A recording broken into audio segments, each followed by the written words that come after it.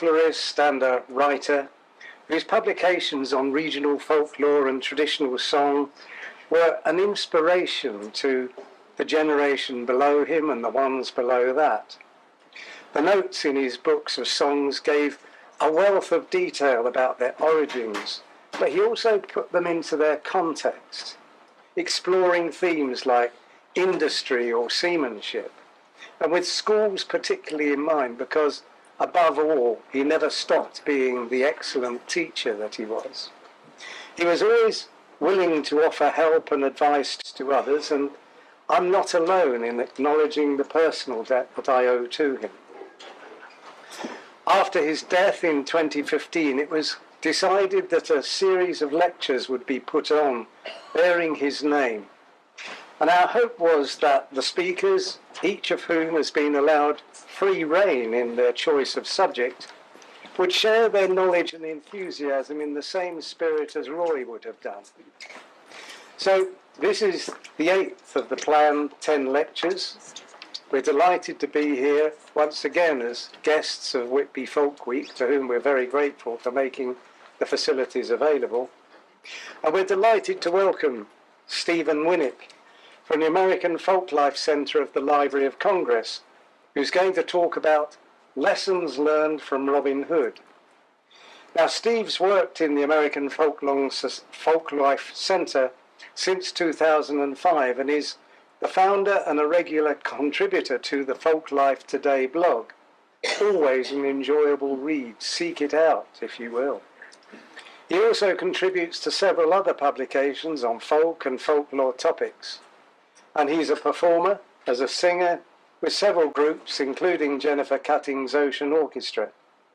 So search out the videos of his performances for the Folklife Centre's Christmas Mummers Play, an amazing event which you just need to see, as well as other gems of traditional-ish drama. He's currently working on an album of Robin Hood ballads, which may explain his choice of topic for today. So, Stephen, over to you.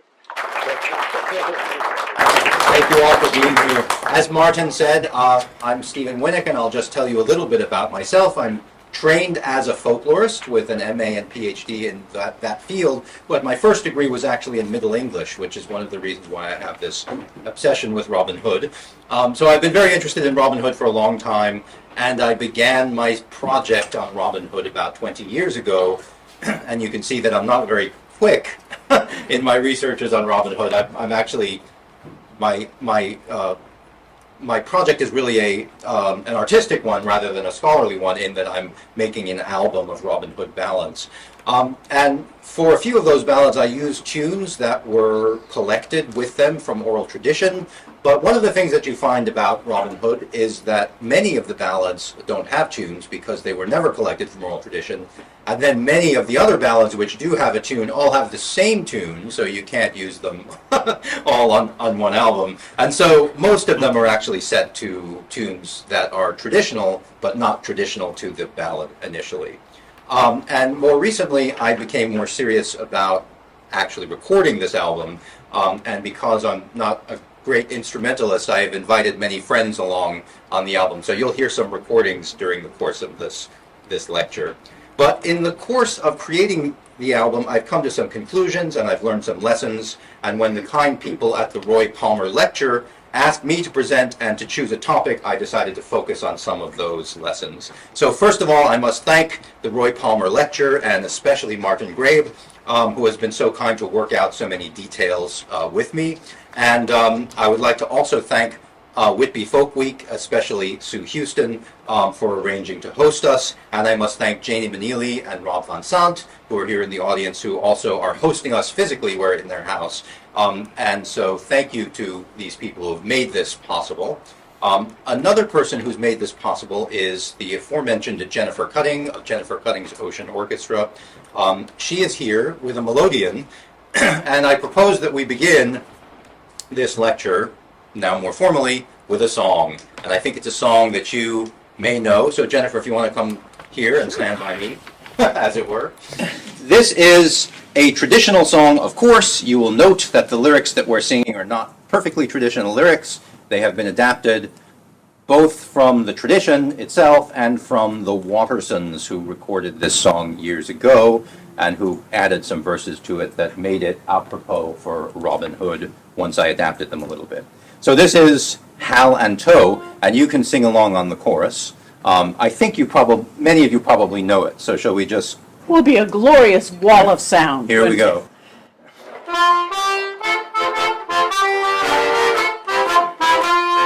Robin Hood and Little John have both gone to the fair, oh. We shall to the merry greenwood to hunt the buck and hare, oh. Hal and Tow, jolly rumble, oh.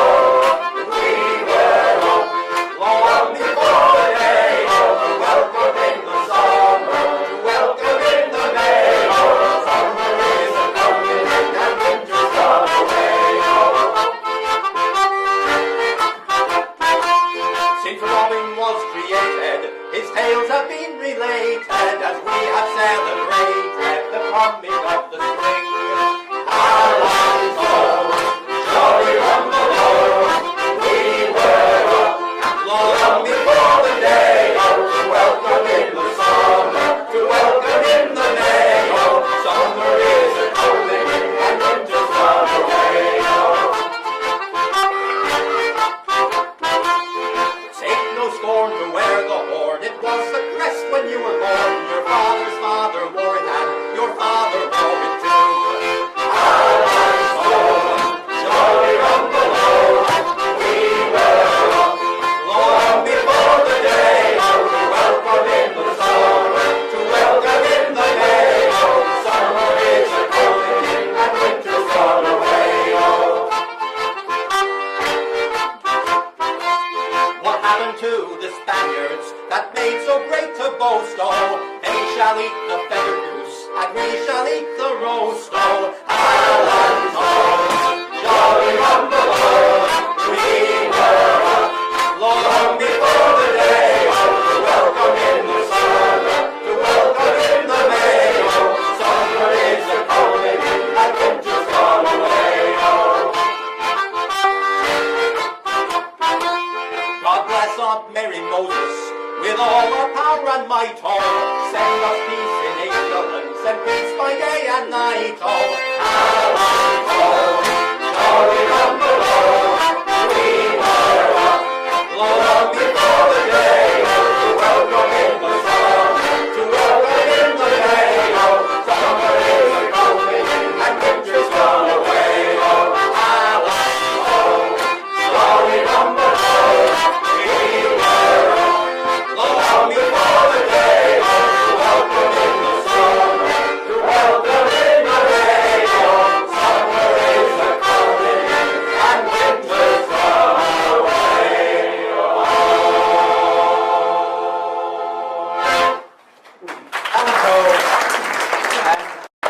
Jennifer Bunning.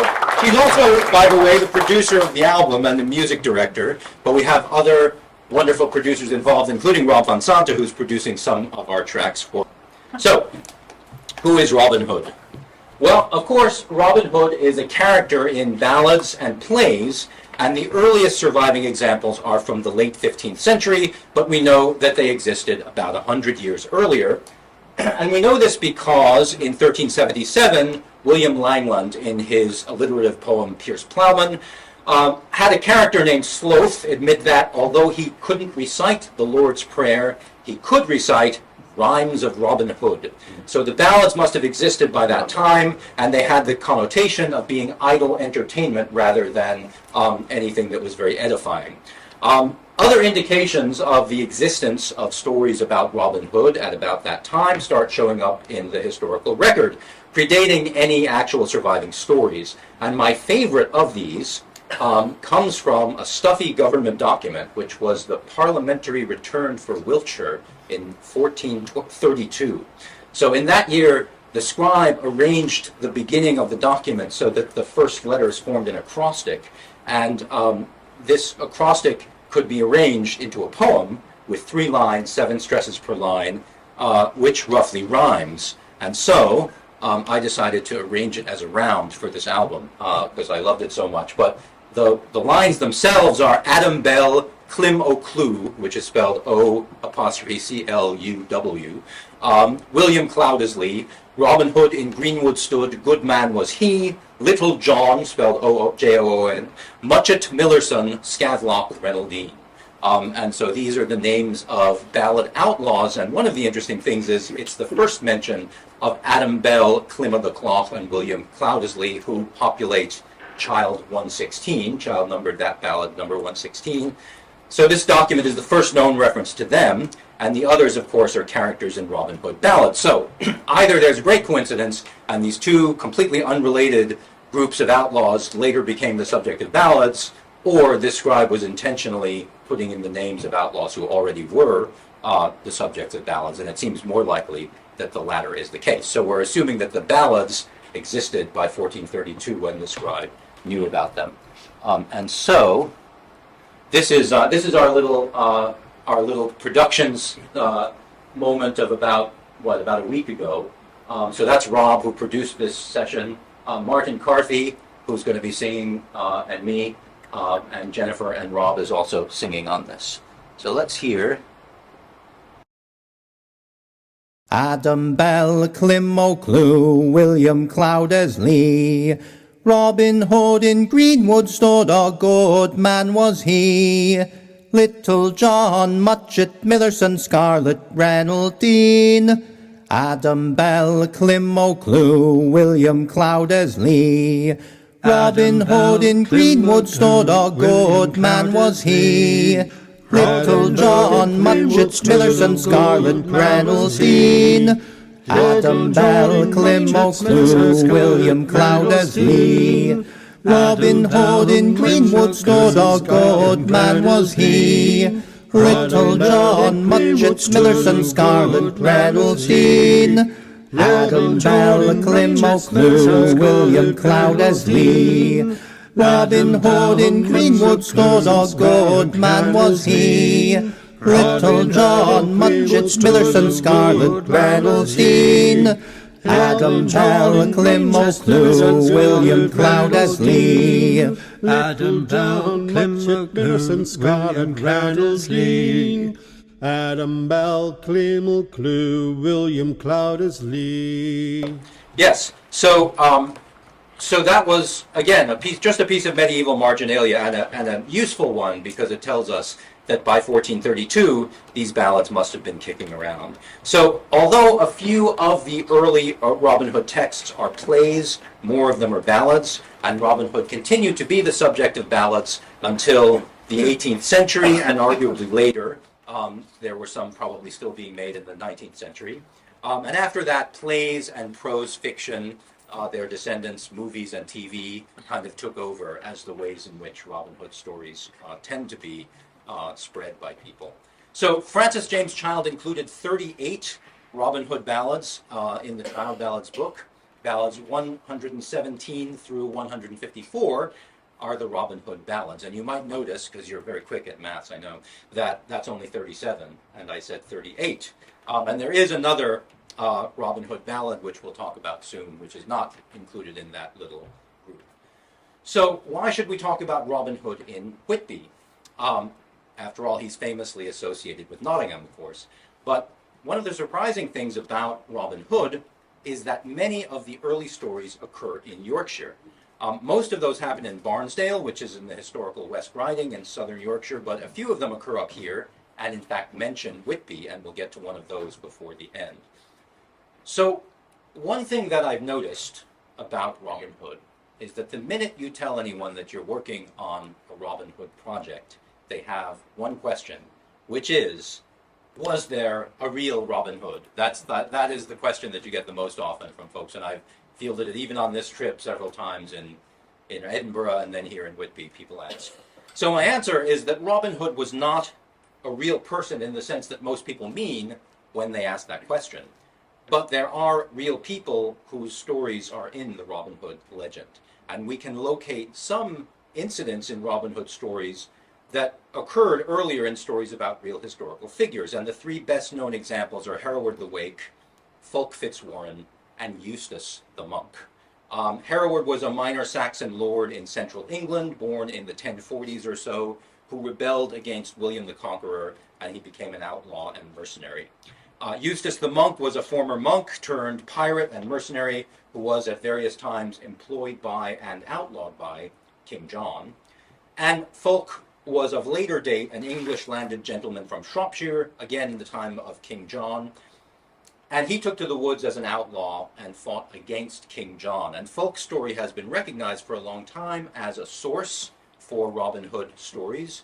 And you'll see it in the storylines of movies all the time, for example. But in 2015, Stephen Knight, a senior Robin Hood scholar, argued that we've been underestimating the impact of folk story on the Robin Hood tradition, the early Robin Hood tradition, especially the long medieval, late medieval text called the Jest of Robin Hood, or a Little Jest of Robin Hood, which is often considered the central text in the Robin Hood, the early Robin Hood stories. And that Child included that in the Child ballads, even though it's obviously not a ballad because it's almost 500 stanzas long. So it's a compilation of ballads, but Child felt that it contained ballad material in it, and therefore he included it as a child ballad.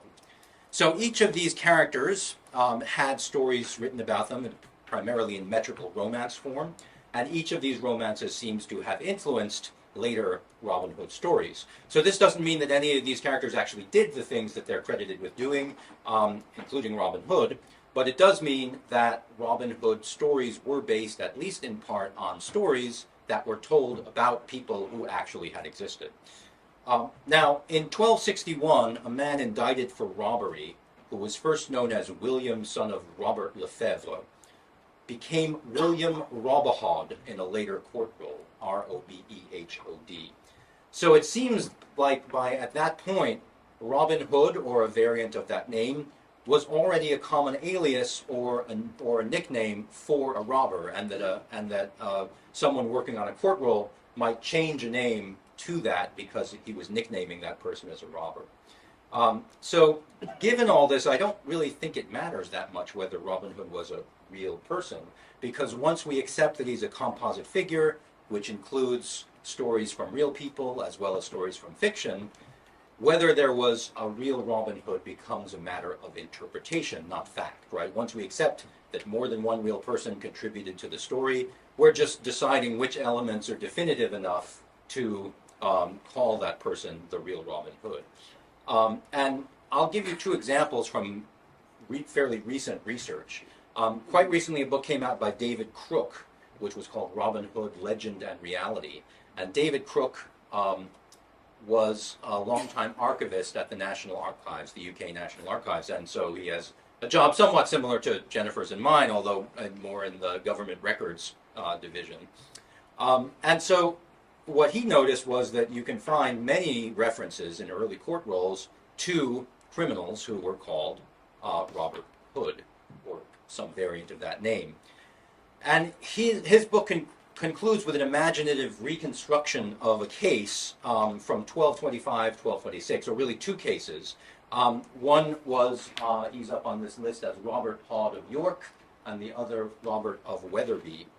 The former was a fugitive who in two successive court rolls was first called Robert Hod Fugitive and was then called Hob-Hod, H-O-B-B-E-H-O-D, which Hob was another nickname for Robert, just like Robin. So Hob-Hood would be sort of like Robin Hood as a nickname. The other was Robert of Wetherby, who was an outlaw who was caught and beheaded, and his body was hung on a chain in order to discourage other people from becoming criminals. And so David Crook has determined that Robert of Bassingbourn, the officer of the court who changed Robert Hod's name to Hob-Hod, had church holdings in the area where Robert of Wetherby was active as a criminal. And he suggests that Bassingbourn might have heard of Robert of Wetherby's exploits under this nickname, Hob-Hod, and applied them to the case of Robert Hood, thinking that they were the same person, which in fact they may have been. We don't know. All we have is court records, and sometimes people write the court record names differently, so they could have been the same man, in fact. Another tantalizing detail that David Crook has uncovered is that Eustace of Loudham, who was the sheriff of Yorkshire, responsible for capturing Robert of Wetherby, had previously been under-sheriff of Nottingham, and there's one document surviving that refers to him as Sheriff of Nottingham. So he must have been at least the acting Sheriff of Nottingham at some point. And so what Crook's theory is that these two cases may mark the beginning of the Robin Hood story. We have the name, we have an outlaw who had stories told about him, we have a nickname, we have the Sheriff of Nottingham being involved, and we have a location in Yorkshire, which is near where a lot of the early Robin Hood stories occur. Now, one problem, of course, is it's all speculation. There's no evidence that Robert of Weatherby had anything to do with Hobhod. The nickname Hobhod is similar to Robin Hood, but it's not exactly Robin Hood, of course. So we can't prove that this story had anything to do with Robin Hood. And a second problem is we have no story per se. We don't know what was said about these people at the time. All we know is that they existed and there's some records about them. But we do know that there are things about the Robin Hood story that don't fit. Neither of these people gathered up a band of outlaws and lived in the forest and were great archers. None of that seems to have been true of either of these people. So if we want to claim that these people were the real Robin Hood, or one person of these was the real Robin Hood, we're essentially just prioritizing some aspects of the legend over others. So what happens if we prioritize other aspects? Well, a recent book by medieval historian Sean McGlynn has recently argued that the real progenitor of the Robin Hood story was William of Kensington, otherwise known as Willikin of the Weald, a combatant in the First Barons' War and a loyalist of King John. He took to the forest with a large force of men to repel a French invasion at the time when you could have interpreted the King of France to be the actual King of England. And so he was rebelling against one king, but not against the other.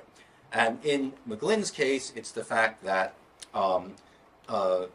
Willikin of the Weald lived in the forest with a large force of men, and they were good archers, and they used archery in their battles against the French, and that he was later pardoned by King John for things that he did while fighting in this war.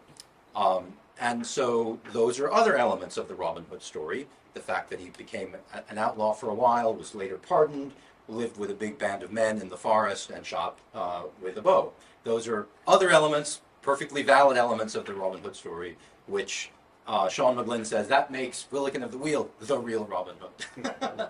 And so, of course, you know, from a purely objective perspective, it doesn't make that much sense to consider either of these people the real Robin Hood. But it's somewhat plausible that David Crook's candidate contributed the name, and then Willikin of the Weald contributed these other elements to the composite. So you could argue that they were all the real Robin Hood, or you could argue that none of them was the real Robin Hood. But that's not what the answer that people are looking for when they ask you, was there a real Robin Hood? You know, sort of, but there were many candidates. So I also put up here a list of other possible real Robin Hoods. Robert Hood of Cirencester slew Ralph in the abbot of Cirencester's garden. That was his crime, and he was outlawed for that. There's Willikin of the Weald, the two that I mentioned. There was another candidate named William Rob Hood in Berkshire in 1261. Roger Godbird has been presented as a possible Robin Hood, you know, the model on which Robin Hood was built. And there's a funny one named Robertus Robhod, you know, which is clearly an alias. But of course, that's getting to be quite late for the other stories. So who knows? Any of those people could have contributed to the Robin Hood legend. So since Robin is a composite built up over many years, a lot of the things that we think we know about Robin Hood's biography are accretions to the story. So when Robin Hood was first considered good, as opposed to just a killer or robber, that came about 1420, so that's in some of the earlier stories. When was he first said to give to actual poor people? About 100 years later, 1520, and I'll explain what I mean by actual poor people in a moment. When was he first said to be a displaced noble? That was later still, in 1569. And when was he first said to be a Saxon fighting Norman oppressors? Well, that is actually not until 1819 in the novel Ivanhoe by Walter Scott. So that's a much later addition to the story, but knowing that Hereward the Wake was a character that contributed elements to the Robin Hood story, Walter Scott was doing that sort of intentionally, right? He was playing with older legends that he knew had played into the Robin Hood story before. So again, what we've received is this composite picture built by various authors with various agendas over many, many years. So one thing that's interesting about Robin Hood is in the very early stories and plays and ballads, he has no real biography. He is just there. No one seemed to know how he came to be there, how he was born, or any of that. A story about his death, which we'll talk about later, was in circulation quite early, but nothing about any other biographical details. Later on, though, people decided that these things were, in fact, important elements of the story and created ballads about them. And one lesson that I learned about Robin Hood, or about balladry really, is that you don't always trust Francis James Child's judgment. Because one of the things that he did, I mentioned that there is a Robin Hood ballad that he didn't include in the Robin Hood ballads, and it's called The Birth of Robin Hood. And all the sources that Child had for this ballad called it The Birth of Robin Hood. And at the end of the ballad, there's a baby who, is named Robin Hood because he will grow up to be Robin Hood. But Child felt that this was really just, someone had just tacked on that last verse onto a pre-existing ballad about an illegitimate baby that is born, and therefore it wasn't really a Robin Hood ballad, and so he called it Willie and Earl Richard's Daughter. And that's the title of another ballad, which is in the Child ballads, but it's not in there as a Child ballad. And we put this on the album, so I'll just play a little snippet of it for you.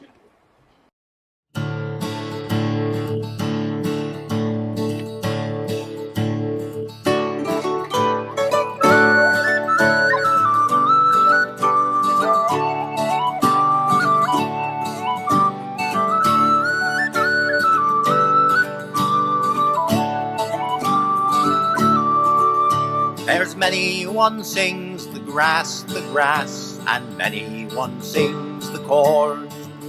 There's many one sings bold Robin Hood knows little where he was born.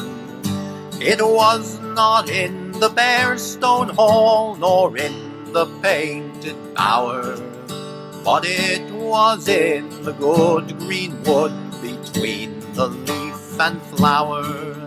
Now Willie was large of limb and life, and come of high degree, and he has gone to Earl Richard to serve for meat and fee.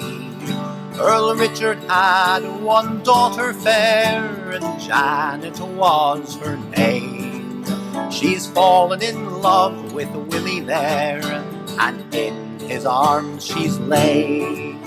When 6 months they were gone and past, and 9 months drawing near, this Janet fell to weary woe that filled her heart with fear.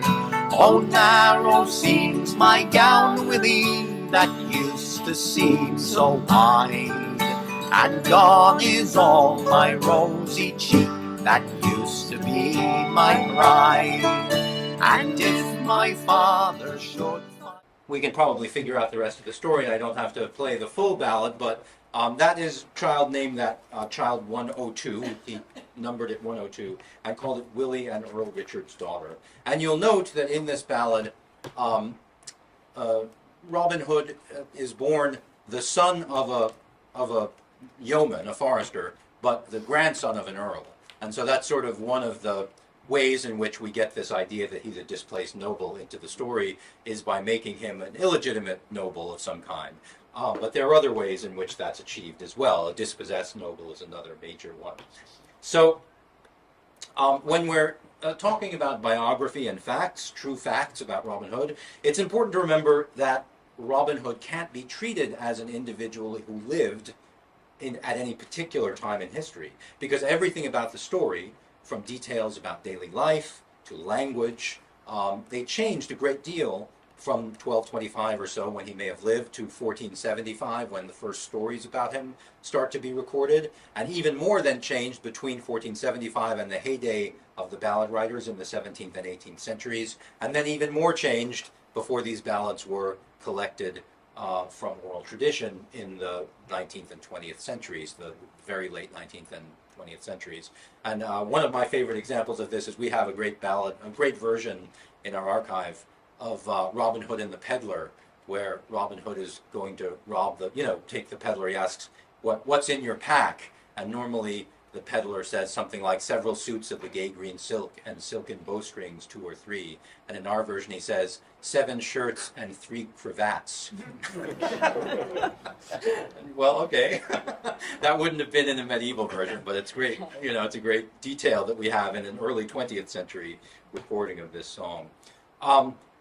But it's also true that historical details can sometimes be interesting and revealing within these ballads. So I'm actually going to play you another ballad from the album, and then we'll talk about the money. Listen to the money in this ballad.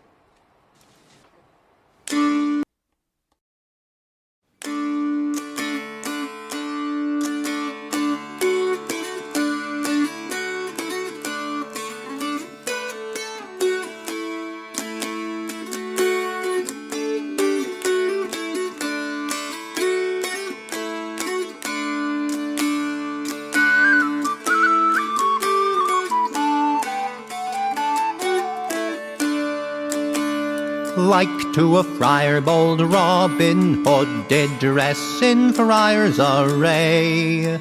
With hood and beads and crucifix he passed upon the way. He had not gone but a mile or 2, and it was his chance to see 2 lusty priests all clad in black come riding gallantly. Benedicte, said Robin Hood, some pity on me take. Cross you my hand with a silver groat for our dear Lady's sake. For I have been wandering all this day, and nothing could I get. Not so much as a poor cup of drink, nor a measly crumb of bread.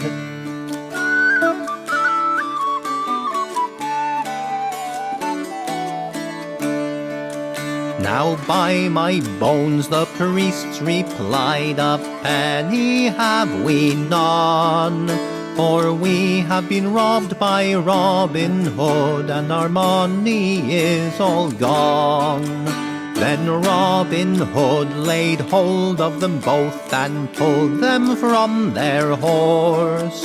Oh, spare us, friar, the priests cried out, on us have some remorse. You said you had no coin, he said, and so without delay we 3 will fall down to our knees, and for money we will pray.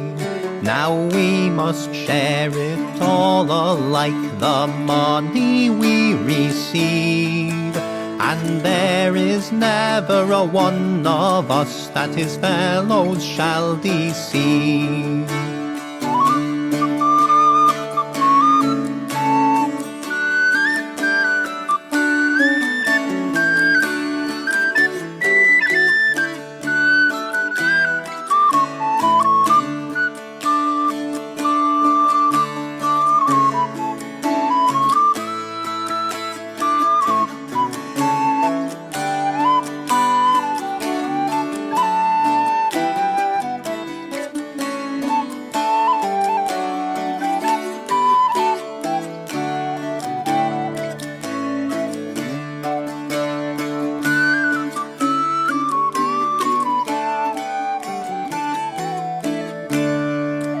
When they had been praying an hour's time, the priests did still lament. Then Robin said, now let us see what heaven has us sent. So he took pains to search the priests, and he found good store of gold. 500 pieces presently upon the grass was told. A brave, brave show, said Robin Hood, such store of gold to see. And you shall each one have a part, since you prayed so heartily. He gave them 50 £50 apiece, and the rest for himself did keep. And the priests, they dared not speak a word, but they sighed most wondrous deep. And now you shall swear, said Robin Hood, upon this holy grass, that you shall never lie again, whichever way you pass. And also swear, said Robin Hood, give charity to the poor. Say you were taught by a holy friar, and I desire no more.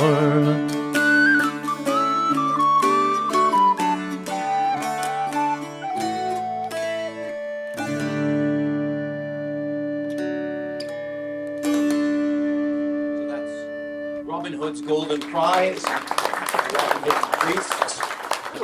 And so I mentioned one noteworthy aspect of this ballad is the money. After promising that they will share the money alike, Robin starts with 500 gold pieces, and he gives each priest £50 and keeps the rest. So, of course, I've studied the Middle Ages, and at first I thought the gold pieces mentioned must have been florins, or double leopards, which was an English gold coin, the first English gold coin, in fact, because they were worth 6 shillings each, and in pounds, 500 times 6 shillings divided by 20 shillings to the pound is 150 pounds. So 50 pounds is exactly 1/3 of 500 coins. And I thought, well, see, Robin is as good as his word. He's sharing it exactly alike, but not so fast. Because then I realized the mathematical problem, which is that 50 pounds is 166 2/3 florins. So you can't actually give them 50 pounds exactly in florins. That's not a possible thing to do.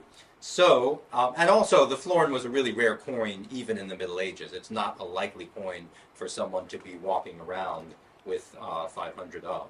So, the much more common gold noble, which is mentioned in a lot of Robin Hood ballads, is the most likely coin for the priests to be carrying. And in this case, we find that the noble was worth 6 shillings and 8 pence, or 1/3 of a pound.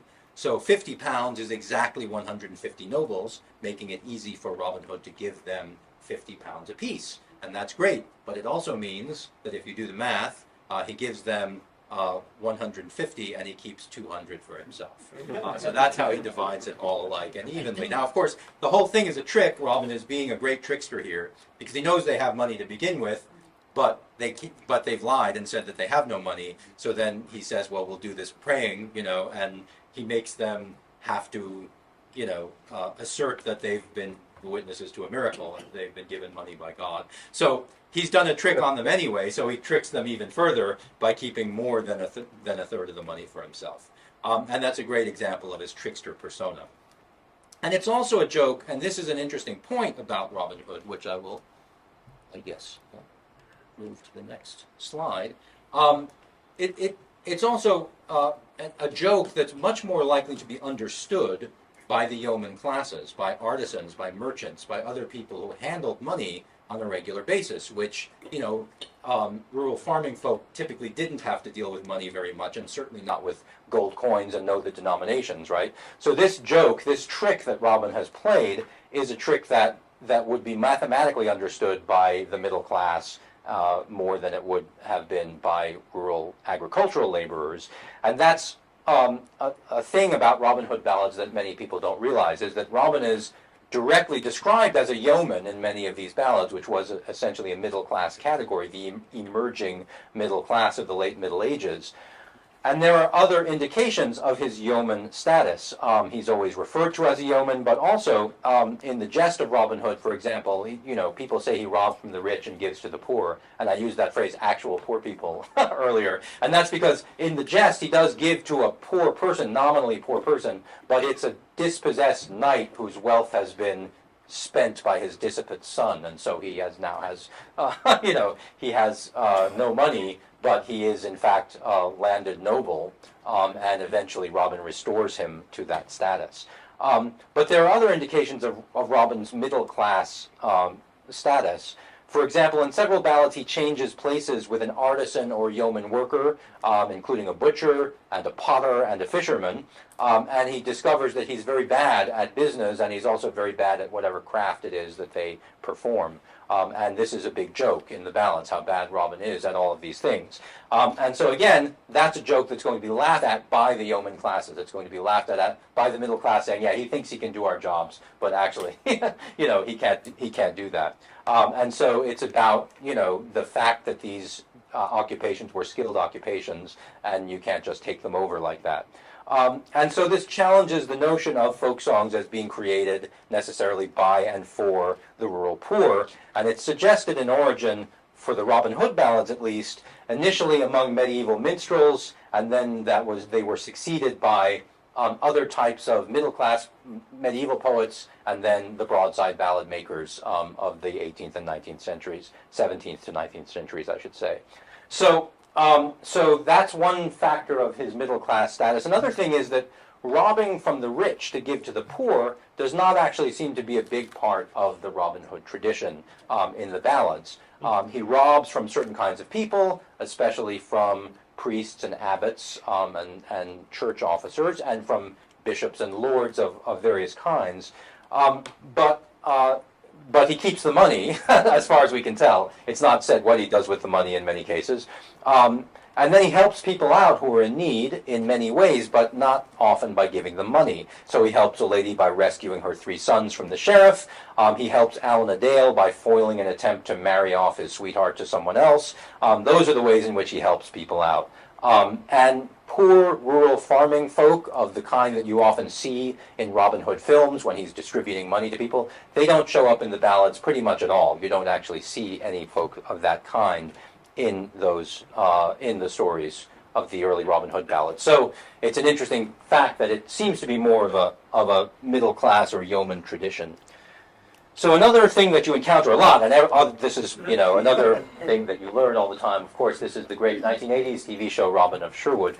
There are many people who argue that Robin Hood must be a manifestation of the universal pagan archetype of the dying and resurrected vegetation god, whose rebirth they claim is acted out in springtime rituals.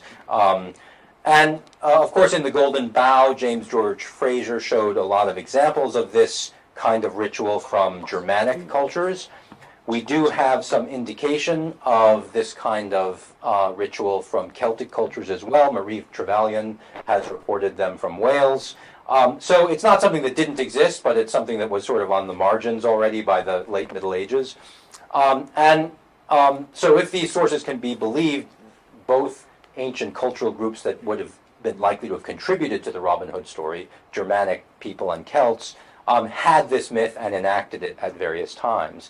And we also know that mock combats did occur in English ritual and drama, and I've been outed as a mummer by Martin, so I do perform in mummers plays every year, and so did many other people, and in some of those mummers plays in Britain, Robin Hood was a character. So this is a photo from our James Madison Carpenter collection at the Library of Congress, and that is Robin Hood on the far left of your screen with his bow and arrow. Doesn't look much like a modern Robin Hood depiction, but that is who it's supposed to be in the Bampton Mummers play. And here's a neat one that I dug up off the internet, which is the Bampton Mummers again in the 1990s, and you can see Robin Hood kneeling second from right on the floor there, is more conventionally Robin Hood-like in his appearance. So you can see that Robin Hood is part of these ritual mummers plays, which are, of course, rituals, seasonal combat, and complete with death and resurrection. Now, in the Robin Hood tradition, there's some debate as to what came first, ballads or plays. Most historians believe that ballads may have slightly predated plays, but there are plays very early in the tradition too. And in fact, one of the first references to plays is from 1427, and 20 pence is paid at Exeter to, this is a role that's written in Latin, lusoribus, lugentibus, lusum Robin Hood, which means the players playing the play of Robin Hood. So it's paid essentially to actors in a Robin Hood play. And by 1600, there are more than 130 references to Robin Hood plays, more references than to any other kind of British folk drama from that era. So obviously they had a large sort of impact on Robin Hood's career. And the earliest existing plays had a lot of combat. In fact, the first play that we have, which is called Robin Hood and the Sheriff by scholars, is just a fight scene. That's all that has survived. And it seems like the rest was probably improvised. It seems to be more like notes for a performance than an actual play script. But the other ones, the other two very early plays also involve combat. So the Robin Hood plays that came down to us later were largely associated with the May Games, which were celebrations across England involving dance and song and folk drama, performed mainly actually during Pentecost and Whitsuntide, but occasionally what we think of as May Day as well. So they could occur anytime from very early May to early June, depending on the year. These May Games were quite popular, so in a sermon published in 1549, Bishop Hugh Latimer complained about being unable to preach in a certain town, probably in the 1530s, because when he arrived there, the church was shut up, and he was told that it was Robin Hood's day, and everyone was out gathering for Robin Hood. They'd gone out to gather for Robin Hood. In 1554 and 1571, we have records of towns buying gunpowder to celebrate Robin Hood's day. So there were early fireworks were being used on these days as well. And in 1510, Henry VIII very famously dressed up as Robin Hood with merry men to invade the Queen's Bower. So that was another example of the May Games taking on a more noble character. So in these records of the May Games, Robin Hood is sometimes referred to as a king. There are sometimes indications of processions where money was collected, and the historian J.C. Holt has argued that possibly this money being distributed to the poor was the source of the notion that Robin Hood gives to the poor. He robs from the rich to give to the poor, that this comes from ritual acts, not from stories per se. So the idea of this seasonal round, which was represented by combat, seems to have also been an underlying theme in the May Games, and David Wiles, who did an important book on these early Robin Hood plays and May Games, determined that beneath all of this lies the ritual combat of winter and spring, he says. So he says, from a very early date, Robin Hood the outlaw became identified with the May King, the anarchic priest of the pagan summer spirit. So this is something that's there in the tradition. My feeling is that we shouldn't overemphasize the ancient ritual connections to say that Robin Hood is a mythological figure or a pagan god or anything like that, which some people do say. But it's certainly another element in the composite, right? We're talking about a composite figure anyway, and there's certainly indications that this kind of figure was part of that composite. And we can see it in many ballads and plays. There are mythological or sort of ritual-seeming connections to it. There's a lot of ritual combat, for example, in Robin Hood ballads. In fact, many of the ballads, all that happens is that Robin Hood meets someone and they fight, and then Robin gets defeated. It's amazing how great a reputation he has as a fighter, considering the percentage of defeats that he suffers. But he meets someone, they fight, and that person then joins the band in many cases of Robin Hood ballads. And this is the way that Little John, Will Scarlet, Friar Tuck, and even Maid Marian join the band in this way. Marian dresses up as a man and goes out looking for Robin Hood, and they meet and they don't recognize each other because they're both in disguise, and so they get into a fight, and she basically fights him to a standstill until Little John, he says, okay, I'm here with my other guy, so you can't finally defeat me because I have backup. And then she hears his voice and she throws herself on him and they kiss, and Little John's very surprised by this all of a sudden. But that's, even Maid Marian beats him in combat and joins the band in that way. So it's an interesting part of this tradition that these combats almost seem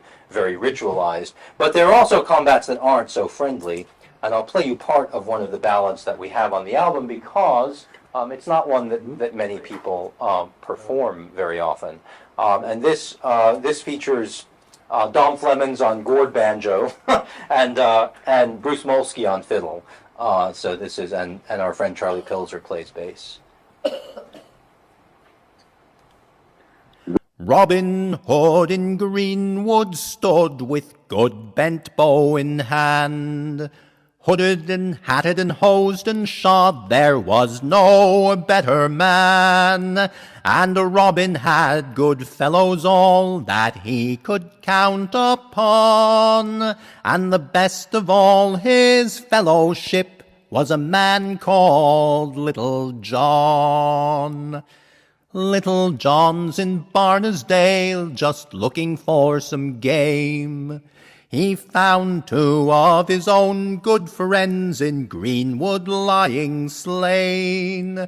Soon Little John was fleeing fast over stock and stone, and the sheriff with 100 men fast after him has gone.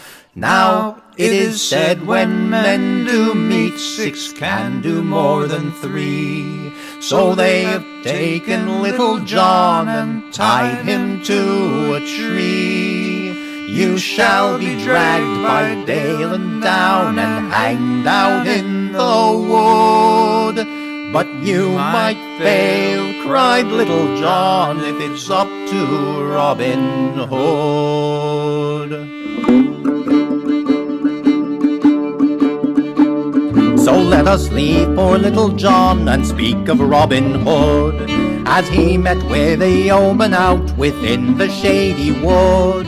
The sword that hung by the stranger's side was many a swordsman's bane, and he was dressed in a horse's hide, full top and tail and mane. I'm willful of my way, he said, and of my morning tide. I'll lead you through the woods, said Robin, I will be your guide. I seek an outlaw, said the man, men call him Robin Hood. I'd rather meet with him today than 40 pounds of gold. Tell me your name, the man did say, under the linden tree. No, by my faith, said Robin Hood, till you've told yours to me. I dwell by dale and down, he said, by many a twist and turn. And when men call me by my name, they call me Guy Gisburn.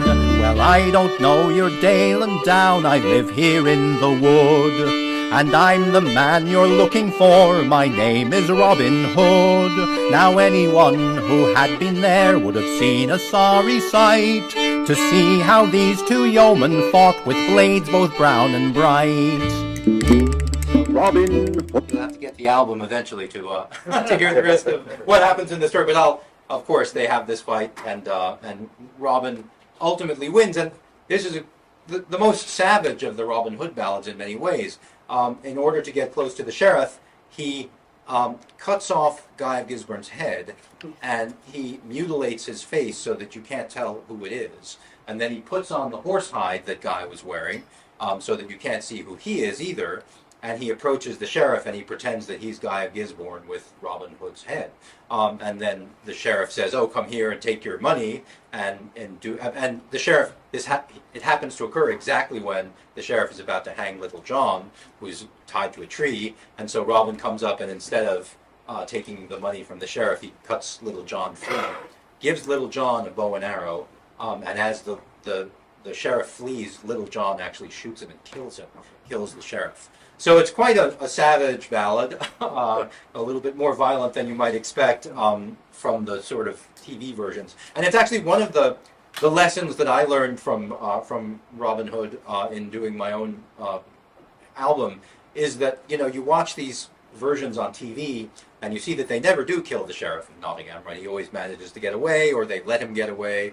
And you think, well, it's just a practical matter because they're making a television program and they want the same actor to continue playing the sheriff of Nottingham. They don't want. But what I found is, you're attached to these characters. I didn't want to kill the sheriff of Nottingham either. And in both cases where the sheriff of Nottingham is killed in a ballad that I recorded, I changed it so that he doesn't die. It's just my own reluctance to do it is quite the same, I think, as the scriptwriter is writing a television show. But one of the things about this ballad, with the horsehide and Robin being dressed in green and Guy being dressed in skins, is that people have often interpreted this as having those seasonal elements, at least having a resonance with those old seasonal traditions, those seasonal combat traditions. The connection of Robin Hood with the May Games actually survives in some traditional ritual songs as well, including Hallantoe, which Jennifer and I began with. So that song is part of the May Day celebrations, or May 8th actually, in Helston, Cornwall every year. They sing a version of that song. Of course, I said ours was adapted. But that's an example of a Robin Hood May Game song that has come straight down to us in oral tradition, as far as we know. From the earliest reference that we have to it is really 18th century, but still, I mean, it must have had some life before that. So that song is also known as the Cornish May Carol, and we'll see a little bit about that later on as well. So one more song that has these kind of seasonal or ritual components in it possibly is the death of Robin Hood, or mythic component to it. So I'll play you part of that ballad as well.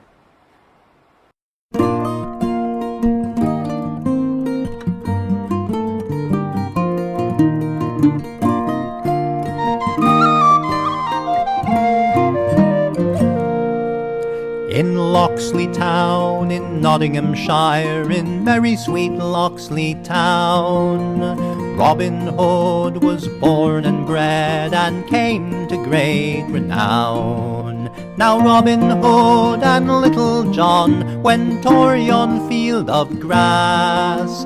Said Robin Hood to Little John, we've shot for many a pass. I cannot shoot one arrow more, my arrows will not flee, for I'm afraid a sore sickness has taken hold of me.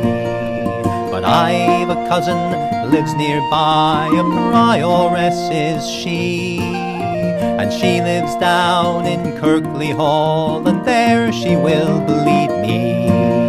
So Robin Hood and Little John walked on through mire and moss, until they came to a narrow stream with a plank laid down across. Upon it knelt an old woman, crying woe for Robin Hood. Today he'll meet a false woman who'll shed his dear heart's blood.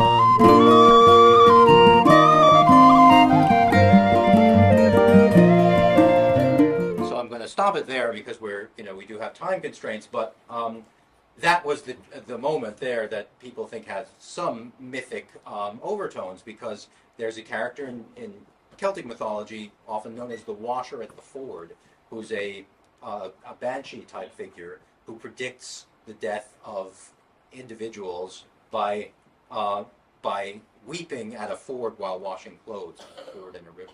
And here we have a woman kneeling on a plank laid down across a river, and she's mourning Robin Hood before he's actually dead.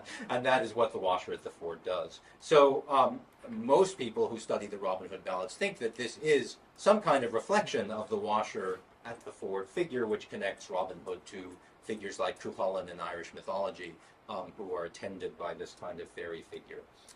So it's good to know that these mythic overtones do still exist in some of the ballads. You'll also note that that is set in Kirklees, which is here in Yorkshire as well. So another Yorkshire connection to the Robin Hood tradition.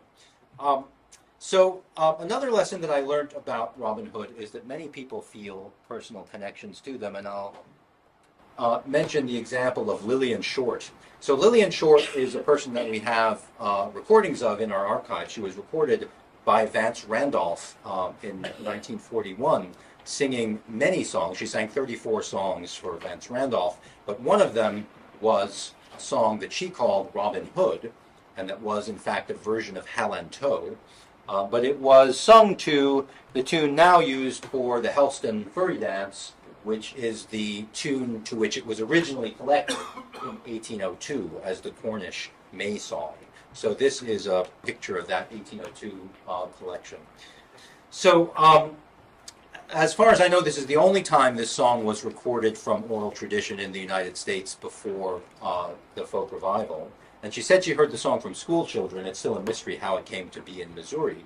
But the fact that it should turn up in Missouri is remarkable. But then I learned that Lillian Short was a widow, and her late husband had been a bank robber.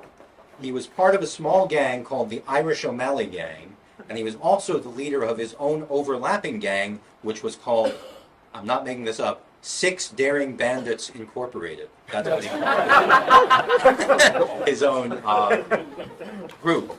And so looking further into this bandit, and his name was Leonard Short, and we do have a newspaper photo of him.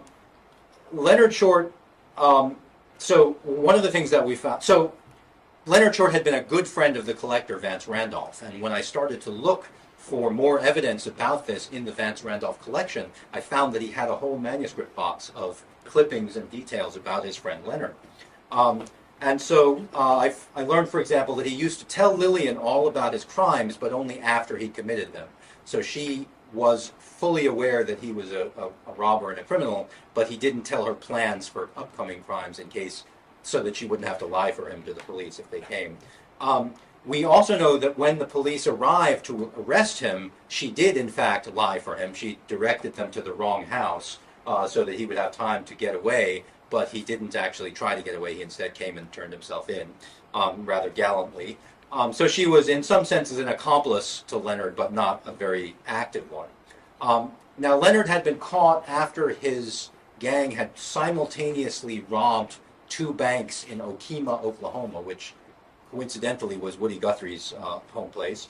And he and several others staged a jailbreak, which led to one of the biggest manhunts in the history of Oklahoma. So it had a full company of the Oklahoma National Guard. It had scores of federal agents and posse members. It had bloodhounds from the penitentiary were called out. And in fact, the governor even brought in airplanes to do aerial reconnaissance in 1935. So this was a pretty big case in Oklahoma at the time. And the Leonard Short was brought back from the mountains dead, and his death was shrouded in mystery. The police gave several contradictory accounts of how he had died, including one account that he was dead when they found him, and another account that he died after they found him, but not at their hands. So they didn't admit to killing him, but they claimed that. But he was dead by the time he got back to his hometown in Missouri. So this only added to his legend, and I found from further research that Leonard Short had a reputation as a generous person who helped people in his community, delivered groceries to the poor, bought ice cream for all of the town's children. And I found a blog post from a man named Junior Warren, a contemporary blog post from a few years ago, saying that his grandmother used to tell him stories about Leonard Short, and that he had a Robin Hood reputation. He compares Leonard Short to Robin Hood 3 times in this blog post. He has no idea that Leonard's widow, a few years later, recorded a song about Robin Hood. Another thing that I found out, so this recording session was between Vance Randolph and 2 women who often sang duets together, but also sang individually. The other one was a woman named Bess Allman. And I found out that Bess Allman, who was the other person, again, present when the Robin Hood song was recorded, was born Elizabeth Short, and she was Leonard Short's sister. So none of this necessarily means that Lillian Short singing the Robin Hood song had much to do with her late husband, but I'm considering that she was recording the song for Vance Randolph, who was a good friend of Leonard Short, in the room with Bess Allman, Leonard Short's sister. If Leonard really had been known as a Robin Hood figure in the context, I think this must have resonated with all of them. This must have been, this is the story that connected them all, after all, was the story of Leonard Short. So I think it was a very personal connection that she had to Robin Hood. So what personal connection do we have to, and this is, I'll just play you the very beginning of this track, because Jennifer arranged this, but the very beginning is actually just Lillian Short, so you can hear. Robin Hood and Little John, they both are gone to Pharaoh, and we will to the greenwood go to see what they do there, oh. And for to chase the buck and doe, to chase the buck and doe, and for to chase the buck and doe, with Helen to sing merry-o.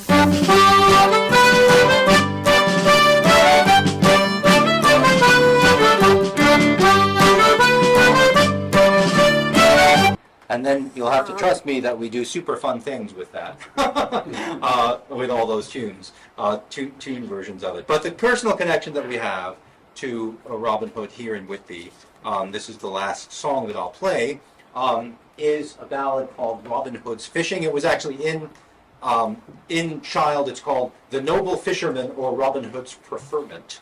But in the later Forester's manuscript, it's called Robin Hood's Fishing.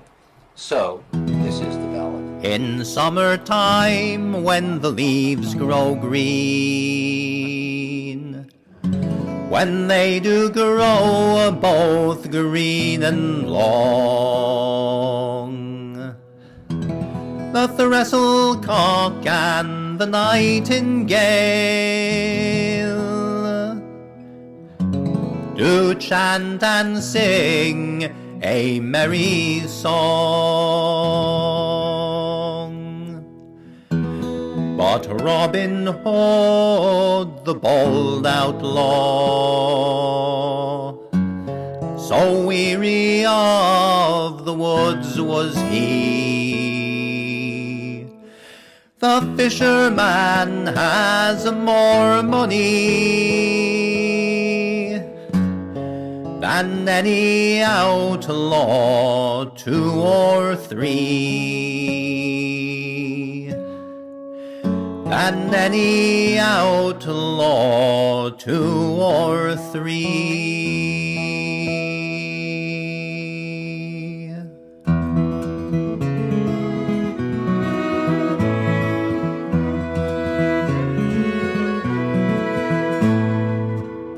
Took his leave of his merry men. To Scarborough he made his way, and took up lodgings in a widow's house that stood so near to the waters grey. Where are you from, you fine fellow? A gentleman you seem to be. Oh, I'm a yeoman right enough. They call me Simon of the Lee. Simon, she said, will you work for me? I'll give to you both meat and fee. I have as good a ship, she said, as any sails upon the sea. As any sails upon the sea.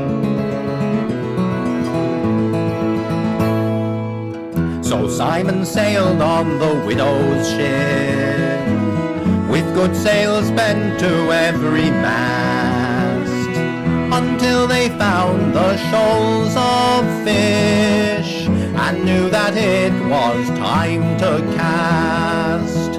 Oh, every man then tried his line, and every man his catch did win. Poor Simon sat there with the other men, and didn't bring a single minnow in. Then up spoke the eldest man, saying Simon's part will be but small. Not even that, said the shipmaster, I think he will get none at all. Why is he here, this lazy lad? Why did he ever go to sea? He'll beggar the widow of Scarborough. I worry for her children 3. Soon every man had fished enough. The ship was laden and homeward bound. Fish as you will, said poor Simon. Never a fish has poor Simon found. Never a fish has poor Simon found. They weighed up anchor and away did sail, and they were sailing but an hour or 3, when they did spy a French privateer come sailing toward them most speedily. Woe is me, said the shipmaster, alas that ever I was born. For all the fish that we have caught, alas the day 'tis all forlorn. For our lost fish I do not care, nor for the gear that we have in store. But my men shall be prisoners, and I'll never see our mistress more. Then Simon staggered to the hatches high, and he said, Master, now don't you fear. Give me my bent bow in my hand, and not a Frenchman will I spare.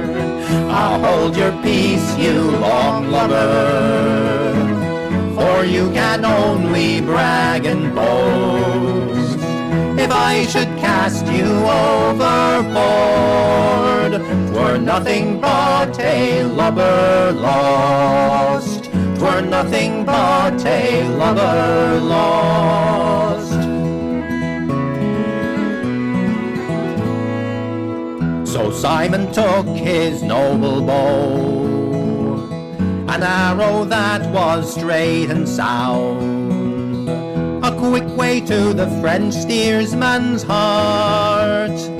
Simon's arrow quickly found. Then Simon shot and shot again, till no one dared the ship to steer, and not an arrow of them went to waste, but killed a Frenchman of the privateer. Together then have the two ships run, the fisherman and the warrior.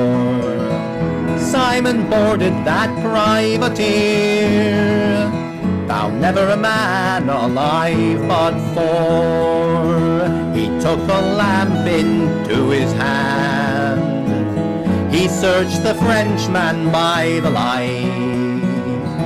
He found within that privateer 1,200 pounds in gold so bright. 1,200 pounds in gold so bright.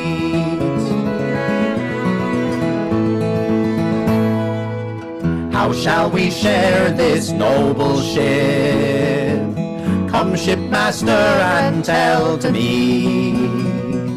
You won the ship with your bow, Simon, and master of it you should be. One half, said Simon, of this privateer I'll share among my fellows all. The other half I give to you, to marry the widow with her children small. And if it chance to be my lot that I should ever get back to land, I'll come to see your wedding day, where you shall wed on Whitby strand. For I may be no fisherman, but see I am an archer good, and when I am in my own land, my fellows call me Robin Hood. My fellows call me Robin Hood. So that's Robin Hood's fishing. And actually, I did play with the plot a little bit. In the end of the ballad, as it's in the manuscripts, he vows to build a chapel on Whitby Strand to honor the Virgin Mary, who he believes has saved him in this situation. But I noticed this romance between the shipmaster and the widow of Scarborough, who owns the ship, and I thought it would be fun to add the wedding idea. So that was added by me. But Whitby is actually legitimately in the ballad as it's come down to us. So what are we to make of all this? I'll just finish up quickly. to say that we have in Robin Hood, of course, a figure that has come to represent things such as resistance to authority and justice, the redistribution of wealth. All of these are part of the story, but so is, as we've seen, ancient mythology, violence, and a lot of other disparate elements. In the end, there's no single version of Robin Hood. He is whatever the time and the audiences make of him. If it's good to be middle class, then he'll be represented that way. If it's good to be poor, he'll be represented that way.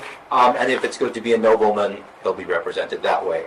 I like the Robin Hood stories because they've always thrived by being inclusive. He is, in these early stories, a yeoman, and his exploits show that all kinds of laborers have value. Middle-class craftsmen and workers, such as yeomen, butchers, and potters, and fishermen, have their own values and skills which Robin Hood cannot replicate.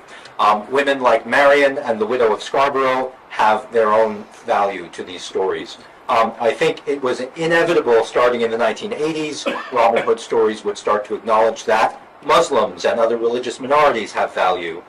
People of color have value. These people have been imported into the Robin Hood stories.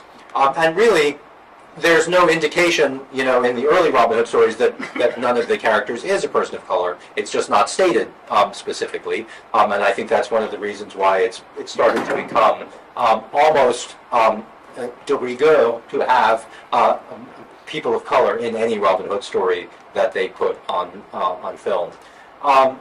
I think that in the 1990s there was a major acknowledgement that, let's say, that the Robin Hood stories would show a bunch of men living in the forest together with the occasional cross-dressing woman arriving, that these stories aren't exactly gender normative and have always appealed to people who are gay, bisexual, non-binary, queer people of all kinds. And this ability to speak meaningfully to so many audiences, I think, has kept the Robin Hood stories healthy, though not usually in ballad form these days. Still, I think these facts all suggest that there is no reason that Robin Hood ballads and songs shouldn't be revived in our own folk revival contexts, and I hope more of you will take up that challenge. So thank you very much. Thank you to you for coming. I'd also like to thank Jennifer Cutting, who did all the arrangements that you heard on those recordings of Robin Hood ballads, and who is my musical partner in all of this project. So thanks to all of you for coming. Thanks specifically to Martin and the Roy Palmer Lecture, to Whitby Folk Week, and to Janie and Rob for hosting us. Thank you again. I know I haven't left us much time.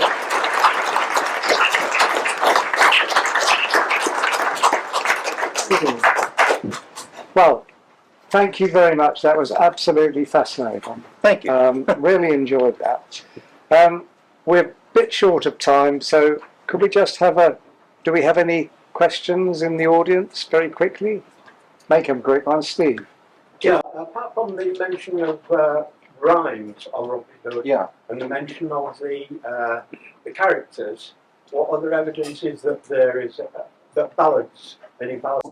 Well, the fact that the rhymes of Robin Hood would be something equivalent, something that you would have to know in order to recite them, if you know what I mean. Something that little rhymes. They could have been, but the suggestion in the story is that I don't know this, but I do know this, so that it would be somewhat equivalent in terms of length and in terms of complexity. So that's the theory there, but that's only very early indication, and of course by less than 100 years later we have the Jest, right? Mm-hmm. And the Jest is on the opposite end of things. It was most likely compiled from several ballads that had previously existed before it was created.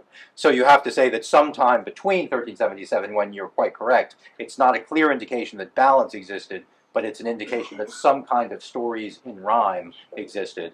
And say 1450, when the Jest is thought to have been composed, some ballads must have been composed, become sort of well known enough for someone to then compile them into a story like the Jest. So it's that time frame, but not specifically 1377. We can't say that there were ballads precisely at that time. You're right. Yeah.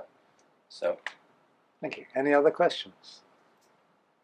I mean, and the other thing that I would say about that too is that the 1432 reference, to Adam Bell, Clymacloch, William Cloudesley, Robin Hood, Muchet Millerson. You know, that's a suggestion there. It's sort of a critical mass of ballad characters that you have to assume that the stories that...